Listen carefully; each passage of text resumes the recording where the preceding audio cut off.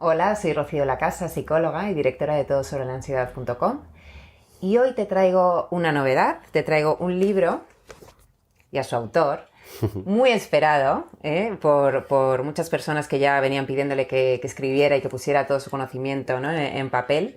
Él es Quim Vicent. Quim, muchas gracias por Buenos venir días. a mi canal. Muchas gracias a ti. Y enhorabuena por tu libro. Sí, por fin, ¿no? Por Por fin, fin ha llegado. Sí, por sí. fin. Muchísima ilusión, sí, la Sí. verdad. Sí. Este libro se llama Aprende a escuchar tu cuerpo. Luego pondré abajo los enlaces para si quieres adquirirlo. Osteopatía, postura y salud. Quim es osteópata, es director de la clínica Árvila Magna en Barcelona. Tengo otro vídeo en mi canal que también pondré el enlace para que la conozcas y conozcas también los temas que hablamos la última vez. Y hoy queremos tratar temas distintos que están en su libro y que además tienen mucho de psicología también, porque Quim no es un osteópata al uso, él lleva años con una aproximación terapéutica propia e integradora. Es un convencido de la medicina integral, integrativa, como yo. Si me conoces un poco lo sabes que siempre trabajo desde ese enfoque. Y bueno, pues para él es muy importante no solo el cuerpo, sino también toda la parte emocional, la postura y cosas que vamos a hablar en este vídeo. Así que, Quim, tú efectivamente tienes como en tu día a día, en tu práctica, una visión integral, ¿no?, de la persona, de los pacientes. Sí, de hecho es como una prioridad, ¿no? Una prioridad. Una prioridad simplemente hay que entender el cuerpo como una unidad integral. Esto es como definimos la medicina integradora. Pero después ya en el mundo mío manual, porque en el fondo soy terapeuta manual, trato personas y sí, desde estudios ya que llevan más de 50 años en Francia o casi ya 30 en la Universidad de Barcelona, nos enseñan y enseñamos a que realmente hay prioridades en el cuerpo a tratar. Si hay una prioridad emocional, el cuerpo va a reaccionar de una manera. Entonces, parece ser que no hay mecanismos científicos para demostrar que una vértebra se puede luxar, o puedes tener un dolor de cabeza, o puedes tener un problema digestivo. Sí. Previamente si hay una emoción restringida. Entonces, si esto es así, si la persona está, lo que llamamos en posturología, en un estado epidérmico, en un estado emocional, esto es una prioridad de tratamiento. Claro. Entonces hay que abrir este canal y después, evidentemente, donde podemos llegar con la terapia manual a ayudar, y después terapeutas como vosotros que os dedicáis a la terapia, ¿no? Claro, pero lo mismo. Pero yo siempre recomiendo a mis pacientes que se den un repaso, que vayan al osteópata, porque como tú dices que es una de tus máximas, que me gustaría comentar las dos porque me encantan y me veo muy identificada con ellas, es que todo está conectado, ¿no? O sea, cuerpo-mente, el cuerpo depende de la mente del cuerpo, ¿no? Y entonces, si queremos contemplar un tratamiento integral, pues tenemos que también recurrir a esto, ¿no? Totalmente. Sí. Te puedo contar una anécdota que le contaba antes, cuando venía hacia tu casa. Y me pasó muy recientemente. Estaba dando una clase en la universidad, estaba dando a médicos y odontólogos de la relación de la boca con todo el cuerpo, y de repente pedí pues una persona que saliera para hacer la demostración de la práctica. En el momento que me llamó más la curiosidad es que salió una doctora ya de unos 50 y pico años, y después un chico más joven que era odontólogo, y los dos se quedaron como querer ser protagonista de esta práctica. Sí. Habitualmente cuando pasa cosas de estas siempre se retira alguien muy rápidamente y deja al compañero, ¿no? Pero en ese momento se quedaron los dos. Ay, qué gracia. Se quedaron los dos. Hasta que tuvo que intervenir otro del grupo y dijo, bueno, déjala a ella, que hace tiempo que no ha salido y tal. La primera pregunta que le dije, ¿por qué has aguantado estando aquí? Sí. Y me dice, yo tengo una necesidad de cantar, desde soy pequeñita quiero cantar, pero tengo un nudo muy importante a nivel de la barriga, que no sé cómo salir de esta sensación de bloqueo, como mal ventilada. He intentado pues tratarme de forma integral, voy rodando, pero no acabo de hacer limpio. Y esto es lo que me ha decidido aguantar. Bueno, en la práctica Bimben no era de este estilo, pero la puse en la camilla, pide un poquito de respeto a los compañeros. Sí. Éramos más de 40, ¿eh? Entonces, esta chica, o esta señora, estaba en un punto epidérmico, con una clara bloqueo emocional, mirando unos test que hacemos de mareas. Entonces es un punto muy relacionado de que le conecta cuando ella era niña. Entonces cuando toqué, para simplificarlo, vi una reacción vegetativa de ella, entonces para respeto del grupo y sobre todo de ella le dije, yo creo que no es el momento, estamos en la universidad. Entonces eso fue un agradecido porque tal. Y cuando enseguida acabó me dijo, he sentido como algo de la barriga se movía, ¿no? Entonces en ese momento le dije, igual le deberías preguntar a tu madre si venías con un cordón umbilical cuando naciste. En ese momento se quedó ella muy parada y me dijo, pues sí, venía con un doble cordón. Cuando salió, estábamos en clase, ella se retiró, se fue y cogió su teléfono y se llamó a la consulta y quiso seguir, cogiéndola para seguir esa. Y cuando me vino, lo que más me llamó la atención, dice, ¿te puedo enseñar una cosa? Me enseñó una foto de 3 días que había salido posteriormente, la tengo en el móvil para que la puedas ver si es necesario. Le había salido una mancha roja de todo un cordón rojo, ¿no? Claro. Realmente es la emoción como queda instaurada en un cuerpo. Alucinante. Esto es, y estamos en una universidad, no estamos en un, no estamos en un curso, estamos en una universidad, por lo tanto las emociones que nos digan que no guardan una imprenta en nuestra piel. ¿Sí? Desde luego. Y entonces, hablando justo de este caso, para ti es importantísimo, en la osteopatía, ¿no?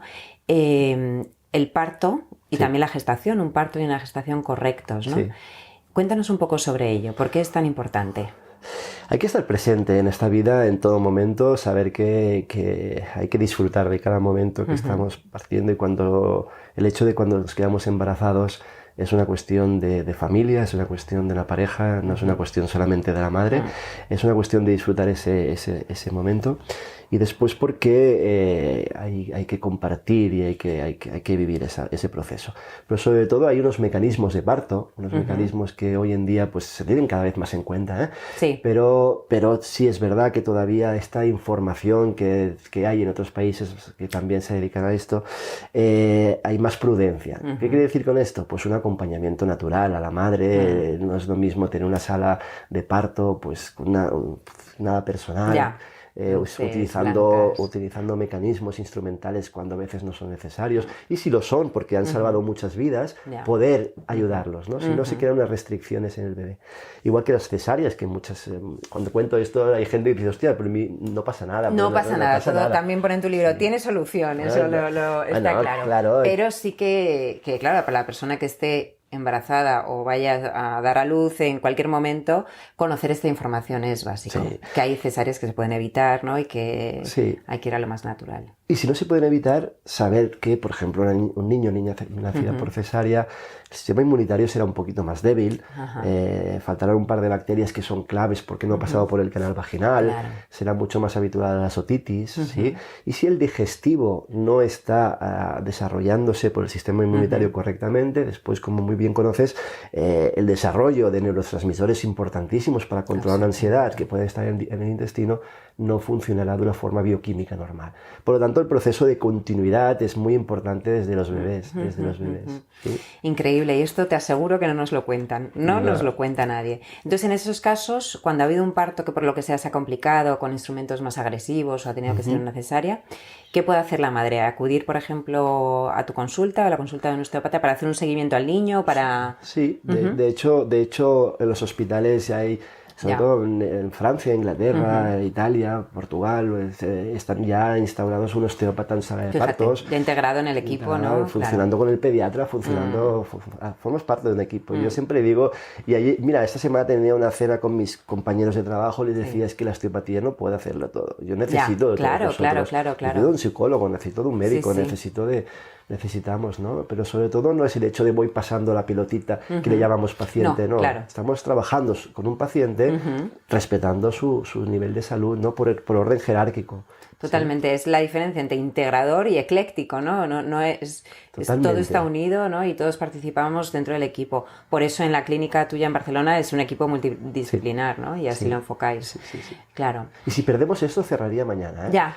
La frase cuando empecé la cena dije, el día que perdamos esta sensación de cuidar a un paciente, que sea una experiencia, que se sienta cuidado desde un punto de decir, hostia, no que voy pasando pero si se siente cuidado, si no conseguimos esto, cerramos. Eso es clave, o sea, la sensación de que estoy en manos de gente que está viendo mi caso de esa forma global, ¿no? Y no cada uno por su lado, sin tener en cuenta la información de los otros profesionales. Desde luego, para las personas con ansiedad que están pasando un proceso, sé que es importantísimo. Muy importante, y para cualquier persona que esté pasando un sufrimiento como lo que es un dolor muscular, un dolor crónico o cualquier patología, ¿no? Claro. Alguien que lo está pasando mal.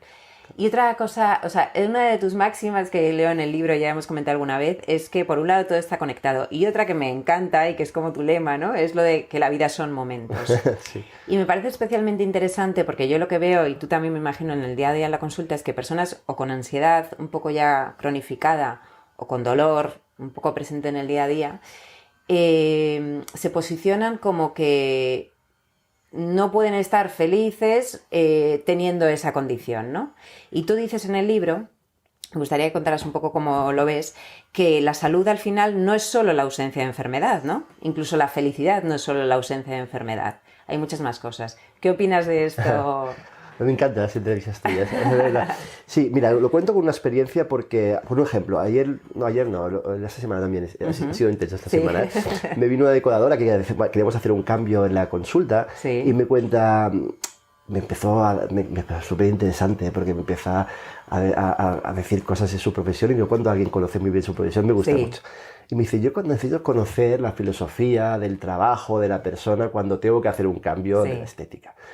Y me dice, ahora, si ahora mismo te voy a que escoger tu centro, descríbeme por qué tengo que venir aquí y no tengo que ir allá. Sí. Y le digo, estás aquí.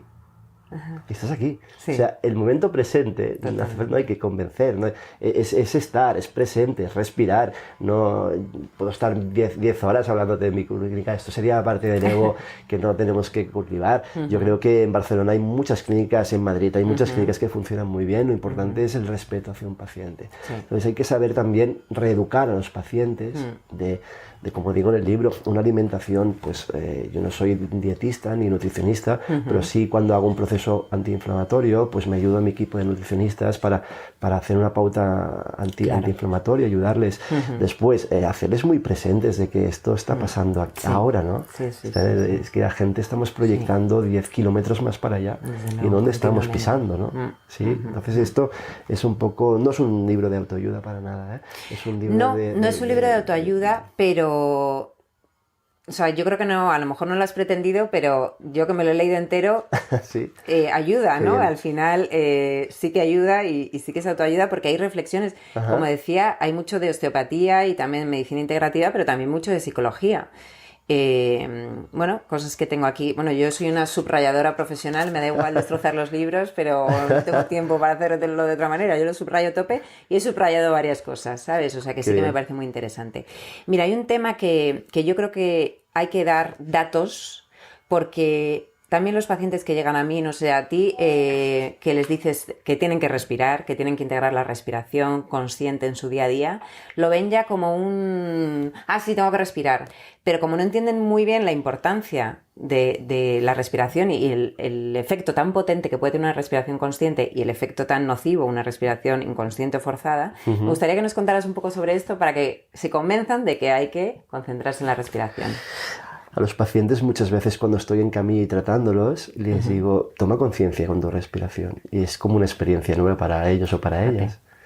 Una cosa que hacemos constantemente para vivir. Entonces, ¿cómo podemos perder nuestra atención sobre una cosa tan importante, ¿no? El hecho, yo creo que tendría que existir en los colegios, explicar cosas a los niños de respirar. De hecho, hace tiempo colgamos un vídeo en el Facebook de la consulta de que una escuela en Barcelona estaban ya instaurando pues los momentos de calma, ¿no? Qué bueno. Y respiraban y hacían pues unas clases no de meditación, pero de toma de conciencia de respiración. Salvaríamos muchas cosas así. Hombre, desde luego. Que solamente desde luego, ¿no? mucho más que con las clases de matemáticas. Mucho más, en mucho ocasiones. Más, sí, tanto. Entonces, el hecho de poder coger aire en tu consulta, me imagino que recibes muchísima gente mal ventilada, ¿no? Absolutamente. Mal ventilada. Y con eso, con una respiración crónica, desde la tensión, ¿no? Y lo malo es que luego cuando les intento explicar que tienen que cambiar su patrón y poner conciencia en el día a día, solo utilizan la respiración cuando están a punto de una crisis de pánico. Y digo, no, es que hay que entrenarlo y te tienes que dar cuenta de los beneficios en el día a día, ¿no? Y como tú dices en el libro, que incluso momentos de impulsividad que pueden estar muy relacionados con la ansiedad, simplemente respirando... Calma, sí. Es una cosa tan sencilla que parece, ¿verdad? Si fuera tan sencilla, ¿no? Pero igual tenemos que entrenar, hay que entrenarnos a veces en cosas, ¿no? Yo creo que es bueno, profesionales que nos dedicamos a esto, que podemos entrenar a la gente, pero el hecho de respirar y poder, tampoco hace falta la gente que dice meditar, yo no sé meditar, pero bueno, no hay que entrar en este capítulo si uno no se atreve, pero respirar. Respirar, claro que es un mecanismo natural, pues optimizarlo, ¿no? Y que además es que es sencillo y tampoco es una gran inversión, porque tú ves que hay, por ejemplo, dolores o patologías que tienen que ver con una respiración forzada o crónica o excesivamente torácica, está relacionado con algunos dolores, me imagino. Totalmente. Por ejemplo, una muy típica en los niños es la respiración oral, que hay una diferencia de presión de lo que es la presión negativa del tórax con la presión positiva del abdomen. Esta diferencia de presión provoca esas cadenas musculares que se caen y unas cadenas musculares que se van para atrás, y son niños que decaen, niñas que decaen. Entonces estamos hablando de niños con menos energía, con una tendencia hacia ir hacia la parte más emocional del cierre, hacia unas cadenas más de introversión. Todo esto hay una relación de la respiración, ¿no? La respiración, cómo me posturo y cómo actúo delante de mi sociedad. Entonces no hace mucho tiempo que íbamos a 4 patas para conseguir alimento, nos hemos puesto de pie, nos hemos verticalizado, hemos cogido la mirada como la parte más de sensaciones que nos llegan. Entonces, como una persona se presenta con una respiración o respiraciones que son muy pausadas, como más psicopáticas en el sentido de un paciente que está en tensión, ¿no? Y vemos como la actitud postural está como un autocontrol. ¿Está autocontrol con qué? Con él mismo, con ella misma, de algo que está instaurado en su cuerpo, ¿no? Entonces esto tiene una explicación en relación a la emoción alucinante. Totalmente. Alucinante. Y la postura también, ¿no? Claro. Sí. Las cajas, personas que llevan mucho tórax muy amplios, ¿no? Son personas con vuestra profesión se relacionan con una psicocorporal más masoquistas, esas personas que aguantan cosas, entonces son espaldas pesadas que al final pues petan y pueden llegar a un tipo de hernia discal, ¿no? O características de gente mucho más delgada, todo esto es una actitud postural. La postura no es cómo me siento, la postura es una ciencia basada en la medicina de una unidad integral de cómo voy oscilando en un sentido y una superficie adecuada. Claro. Todo lo que pase de esas superficies puede llevar a alteración del tono postural. Por lo tanto, a un ambiente de ansiedad, que me voy para adelante, una prueba neurológica como es un Romberg, que es una prueba que cerramos la influencia de los ojos. ¿Cómo me voy en primera intención hacia adelante? Me diré, voy con un estrés, o caigo para atrás y voy con un proceso más depresivo, no como enfermedad, sino como actitud de decaimiento, ¿no? Qué curioso esto que comentas, efectivamente. Porque el ojo no es lo que ve, sino es lo que ve mucho más allá. Claro. ¿No? Cuando yo cierro los ojos, cierro diríamos como el telón de mi vida, ¿no? Entro en mi yo interno. Y mucha gente tiene miedo ahí, ¿eh? Sí, hombre.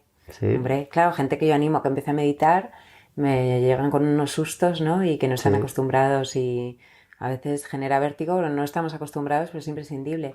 Entonces tú en la consulta, por ejemplo, evalúas cómo es la postura de la persona, del paciente, y le educas, reeducación postural, ¿no? Para que... Y eso vas viendo que tiene beneficios que ni sospechaba la persona, ¿no? Ni sospechaba. De entrada, lo más importante es en los niños. La fase propioceptiva, la madurez que llega a los 7 años, donde es normal que cuando son pequeñitos empiezan hay que descubrir el caminar, ¿no? Después van andando de ladito. Pero después el arco del pie se va formando. Si no hay una buena coordinación de lo que son los captores de postura, en este caso son los ojos, el vestíbulo y los pies, si todo esto no hay una buena coordinación con nuestro sistema nervioso que va por fuera del sistema nervioso central, es más extrapiramidal, habrá como una dispersión de esta sensibilidad. Entonces hay niños que se distraerán más, hay niños que en el colegio no podrán seguir un ritmo. Cuéntame de esto, los niños que tú tratas con trastorno de déficit de atención y hiperactividad.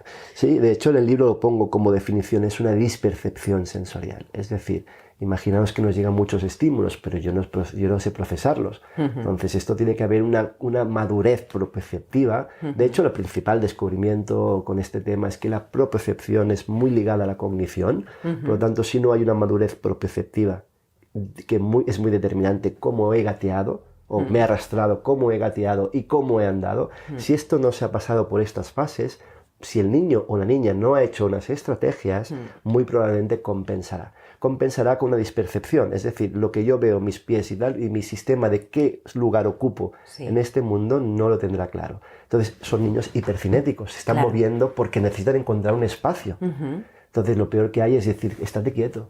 No, estate quieto es lo más patológico que pueden hacer. Necesitan el movimiento para encontrarse, para equilibrarse, muy bien dicho.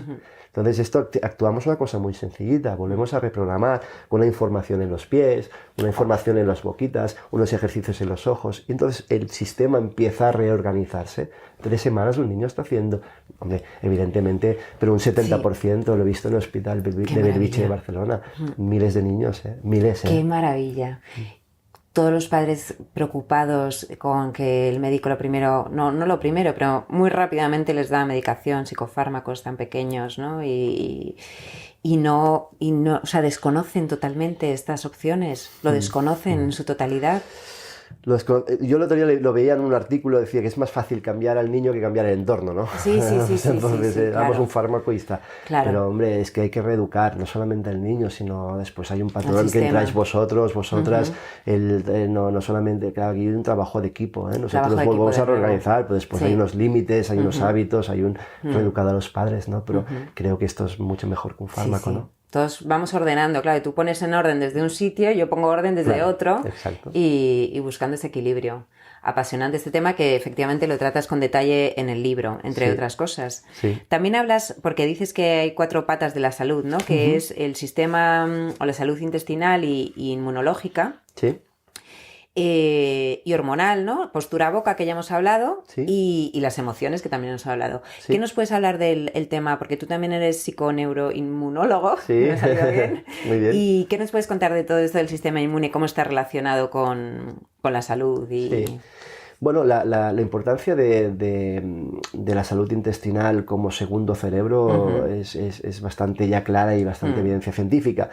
Los pacientes todavía se cogen como asombro cuando dicen cómo son tus defecaciones. No es que no las miro, debes de mirar cómo son tus defecaciones, ¿no? Sí. Incluso utilizo otro vocabulario mucho más familiar, para que se sientan más familiar. Aquí vamos a hablar de cacas y vamos a hablar de mierda, si me permites, pero es que es así. No, entonces, tal cual. Si tú vas en forma de bolitas, porque hay mucha gente que va en forma de bolitas, pues seriamente es una persona que su sistema emocional no está bien. Porque faltará serotonina.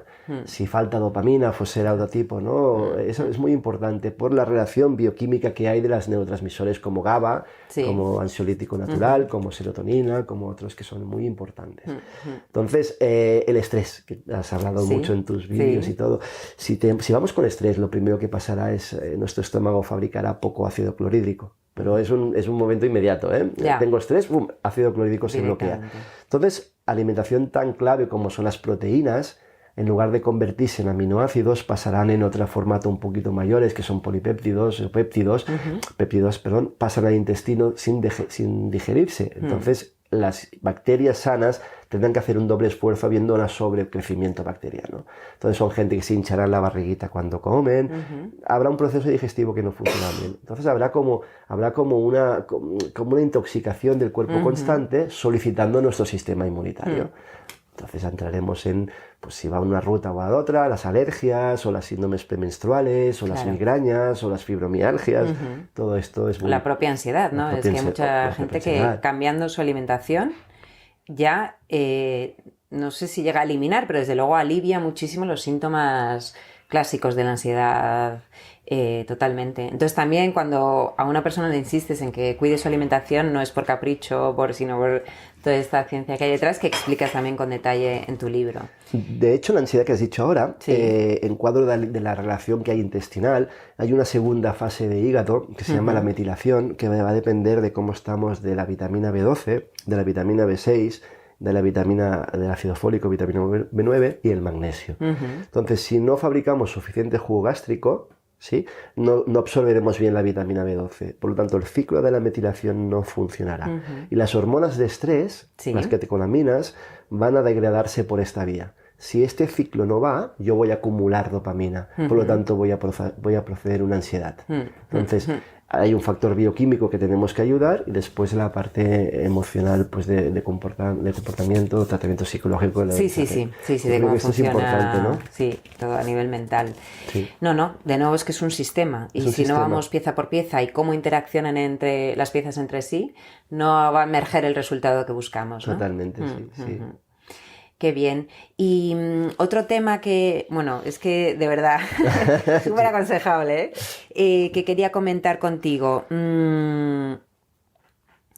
Espérate, esto que me ha encantado con mis pacientes, que digo, es tal cual, ¿no? Y lo del código mágico, que cada paciente, me ha encantado el concepto, Sí. que cada paciente también es un mundo y un sistema en sí mismo y entonces una evaluación muy precisa y cada paciente, claro, como tú dices, lo de las emociones no es tan simple como esta emoción significa, o esta patología significa que está activada esa emoción. Hay que conocer la historia de la persona, ¿no? E ir encajando las piezas. Sí, la historia de vida. De hecho, el libro que en principio cuando nació se planteó el nombre de Código Mágico. Lo uso mucho en las conferencias. Sí. Hay que conocer el código mágico de la persona. Me encanta. ¿No? Es decir, yo recibo conectado muy bien contigo porque me siento muy cómodo cuando hago entrevistas contigo. Entonces esto es una cosa que pasa en la vida, pero a veces te puede no pasar con otras personas. Entonces lo importante cuando te dedicas al mundo de terapia, para mi punto de vista, es que yo pueda descifrar el código mágico para poderte ayudar. Es decir, no es darte la razón, que es muy diferente. Es decir, yo tengo que escucharte, tengo que entenderte, tengo que mirarte, tengo que admirarte, ¿no? Tengo que hacer un conjunto de cosas para poderte ayudar. Si esto no lo desciframos, y le llamamos este código mágico, igual seguramente no te podré ayudar, ¿no? Entonces hay que ser sincero en el mundo de la terapia. Pues hay pacientes que son más reacios a ciertas cosas, pero hay que acompañar un proceso en todos sentidos, pero poder abrir esa puerta para poder hacer un viaje en tu salud es lo interesante. Y hay que intentarlo, ¿no? Hay que conocer este código. Pero si lo consigues, ya tienes muy hecho. Sí, también que el paciente, si no está cómodo con su médico, con su terapeuta, osteópata, lo que sea de cualquier disciplina, si detecta que la persona no esté intentando entenderle de forma profunda e integral, que busque otro profesional, ¿no? Claro. O sea, que hay muchos que de verdad queremos... Somos muchos, ¿no? Somos muchos, claro. Se puede segundas oportunidades. Sí. Os dejo toda la información debajo y cómo podéis contactar a Kim, cómo podéis adquirir el libro, si queréis conocer la clínica. Y nada, Kim, encantadísima. Y nada, nos vemos pronto. Por cierto, para quien esté en Madrid, ya lo voy a poner un poco tarde, pero Kim va a estar en la Feria del Libro, aquí en el Retiro. Y bueno, ¿estáis mañana también o no? No, estoy esta tarde-noche. Esta tarde-noche. De 7 a 9. Vale. Sí, bueno, lo que voy a hacer, lo voy a poner en Instagram porque el vídeo lo subiré un poquito más tarde. Vale. Y ya está, por si alguien quiere ir a adquirir el libro y a conocerte personalmente. Muchas gracias. Vale, pues gracias, Kim. Gracias, Rocío.